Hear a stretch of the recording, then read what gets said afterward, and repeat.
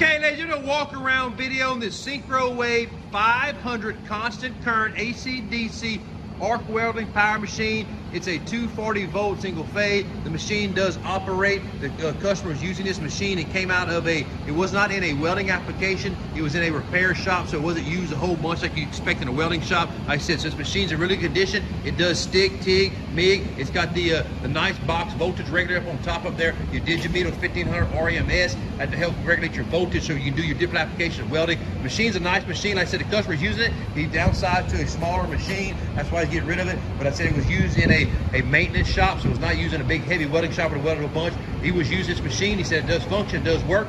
The machine is a Miller SYNCROWAVE 500 amp welding machine. I said it's a 240 volt single phase here. I said the machine does operate, it does function, it does supposed to do. On our terms, you're also going to find this Miller SYNCROWAVE 500 with the DIGI-METER 1500 RMS to regulate your voltage. On top, on shop, you're going to find it coming Southwest Louisiana. I'm talking about. Thank you.